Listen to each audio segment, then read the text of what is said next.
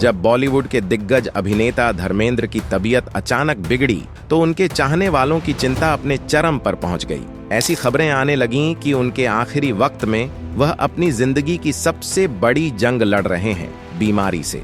लेकिन सबसे बड़ी चौंकाने वाली बात यह रही कि उनके सबसे करीब मानी जाने वाली हेमा मालिनी ने उन्हें उस मुश्किल घड़ी में अकेला छोड़ दिया। क्या यह सच है? क्या आखिरकार प्यार और साथ की कहानियों में भी ऐसी दरारें आ जाती हैं? इस दर्दनाक खबर के पीछे की सच्चाई क्या है? आइए हम खोलें उस पर्दे को जो अब तक छुपा रहा था, इस रिश्ते की गहराई और जज्बातों को।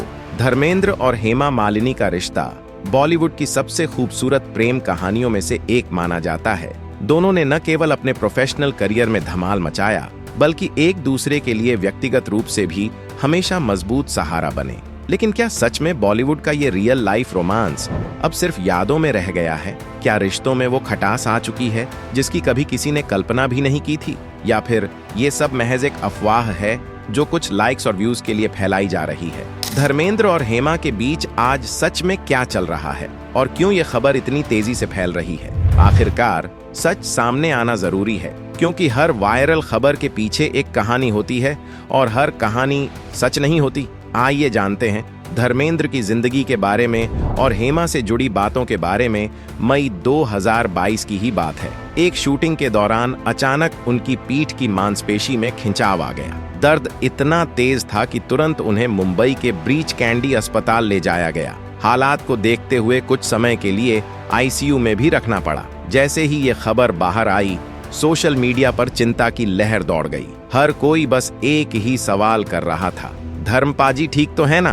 धर्मेंद्र ने ट्विटर पर एक वीडियो पोस्ट कर अपने प्रशंसकों और शुभचिंतकों को उनके स्वास्थ्य के बारे में फिक्र नहीं करने को कहा। उन्होंने वीडियो में कहा, दोस्तों ज्यादा फिक्र मत करो, मेरी पीठ में मांसपेशी में बड़ा खिंचाव आ गया था, इसलिए मुझे 2-4 दिनों के लिए अस्पताल में रहना पड़ा। फिर आया अप्रैल 2025। धर्मेंद्र की फैमिली से जुड़े एक करीबी सूत्र ने एचटी सिटी से बात करते हुए बताया कि धर्मेंद्र ने हाल ही में मोतियाबिंद की सर्जरी करवाई है। सूत्र ने जानकारी देते हुए कहा कि वो 79 साल के हैं और इसलिए उम्र से जुड़ी कुछ समस्याएं होंगी। आज जब वो बाहर निकले तो पेपराजी भी मौजूद थे और उन्होंने उनसे बात की है। इसी दौरान का वीडियो सोशल मीडिया पर वायरल हो रहा है।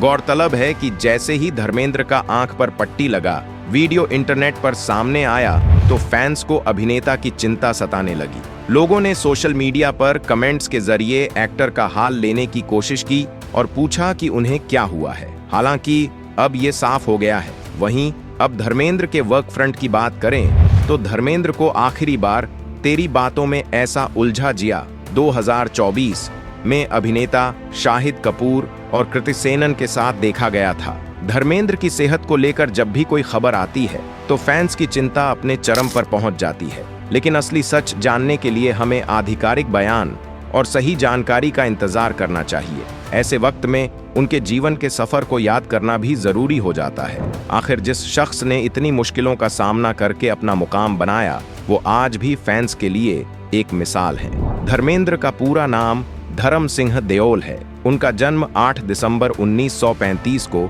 पंजाब के साहनेवाल लुधियाना में एक जाट सिख परिवार में हुआ।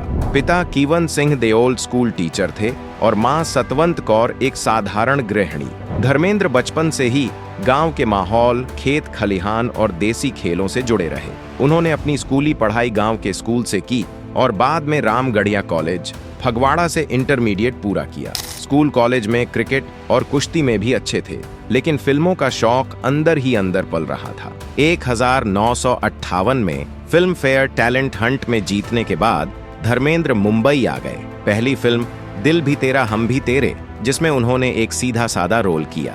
धीरे धीरे उनके लुक्स और एक्टिंग को नोटिस किया जाने लगा और 60 के दशक में उन्होंने रोमांटिक हीरो के तौर पर पहचान बनाई। पर्सनल लाइफ, आपको बता दें कि धर्मेंद्र की 2 शादियां हुई हैं। धर्मेंद्र सिर्फ 19 साल के थे जब उनकी पहली शादी प्रकाश कौर से हुई।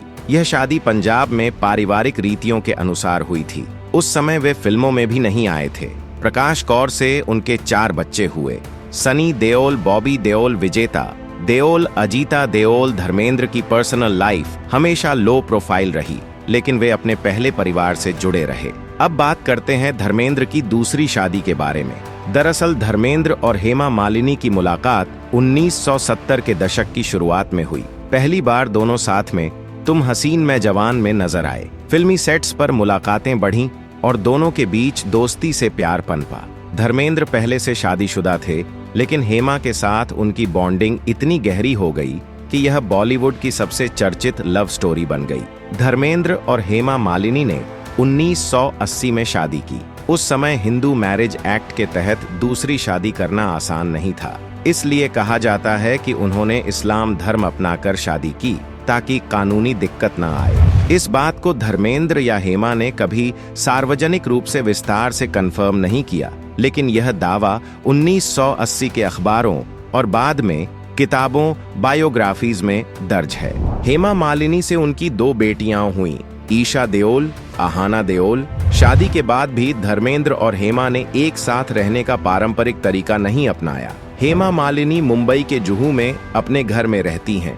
धर्मेंद्र अक्सर अपने पहले परिवार के साथ रहते हैं, लेकिन हेमा और बेटियों के साथ समय बिताने भी आते हैं।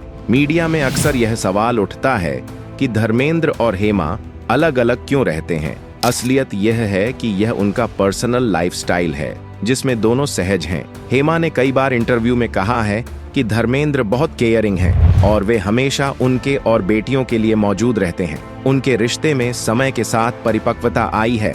यह अब शुरुआती रोमांस से बढ़कर एक गहरी समझ में बदल चुका है। ही मैन ऑफ बॉलीवुड 80 और 90 के दशक में धर्मेंद्र ने एक्शन फिल्मों में अपनी पहचान को और मजबूत किया। इस दौर में उन्होंने कई सुपरहिट फिल्में दी।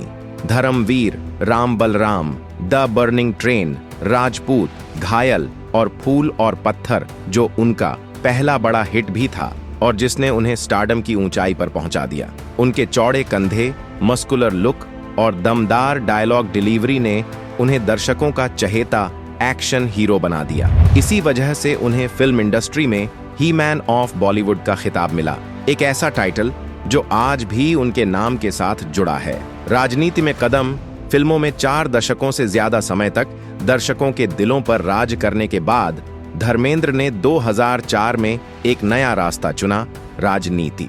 भारतीय जनता पार्टी बीजेपी ने उन्हें बीकानेर, राजस्थान से लोकसभा चुनाव का टिकट दिया और जनता के बीच लोकप्रिय छवि के चलते उन्होंने ये चुनाव आसानी से जीत लिया। हालांकि संसद में उनकी मौजूदगी उतनी चर्चा में नहीं रही जितनी फिल्मों में उनका जलवा था। कई बार उन्हें संसद में कम हाजिरी के लिए आलोचना भी झेलनी पड़ी। बाद में धर्मेंद्र ने खुद स्वीकार किया कि राजनीति उनका असली मैदान नहीं है और उनका दिल हमेशा फिल्मों और अपने दर्शकों के साथ ही जुड़ा रहता है। अवार्ड और सम्मान। धर्मेंद्र का फिल्मी सफर सिर्फ बॉक्स ऑफिस हिट्स तक सीमित नहीं रहा, बल्कि उन्हें उनकी कला और योगदान के लिए कई बड़े सम्मान भी मिले। Film fair life time achievement award, Hindi cinema में उनके अद्वितीय योगदान के लिए। पद्म भूषण 2012, भारत सरकार द्वारा दिया गया तीसरा सर्वोच्च नागरिक सम्मान, जो उनके अभिनय और भारतीय सिनेमा में दी गई सेवाओं के लिए प्रदान किया गया। इसके अलावा उन्हें दशकों तक दर्शकों से मिला अनगिनत हिट फिल्मों का रिकॉर्ड और करोड़ों प्रशंसकों का अटूट प्यार, जो किसी भी अवार्ड से कम नहीं है। धर्मेंद्र सिर्फ एक एक्टर नहीं, बल्कि एक इंसान के तौर पर अपनी सादगी और जमीन से जुड़े स्वभाव के लिए जाने जाते हैं। गांव का छोरा होते हुए भी उन्होंने फिल्म इंडस्ट्री में वो मुकाम पाया जो बहुत कम लोग हासिल करते हैं। लेकिन अब देखा जा रहा है कि सोशल मीडिया में अफवाह उड़ी कि धर्मेंद्र के बीमार पड़ने और इलाज के समय हेमा मालिनी उनके पास नहीं थी, जैसे उन्होंने उन्हें अकेला छोड़ दिया। लेकिन वास्तविकता इससे बिल्कुल अलग है। धर्मेंद्र और हेमा का रिश्ता परंपरागत नहीं था। वे अलग अलग घरों में रहते रहे, लेकिन मोहब्बत, सम्मान और समझ बरकरार रहा। जैसे ही अफवाहें उड़ीं, धर्मेंद्र ने खुद एक वीडियो पोस्ट कर अपने स्वस्थ होने की जानकारी दी और हेमा जी ने साफ कहा कि वे न तो नाराज हैं, न उनके दिल में कोई कमी है। वे खुद अपनी जिंदगी से खुश हैं। अगर आपको भी लगता है कि सच को फैलाना और झूठ को रोकना हमारी जिम्मेदारी है, तो इस वीडियो को लाइक और शेयर जरूर करें। और हाँ, हमारे चैनल को सब्सक्राइब करें ताकि बॉलीवुड की और भी सच्ची और प्रेरणादायक कहानियां आप तक लगातार पहुंचती रहें। याद रखिए, कहानियां बदल सकती हैं, लेकिन सच्चाई हमेशा अपनी जगह अडिग रहती है। जय हिंद।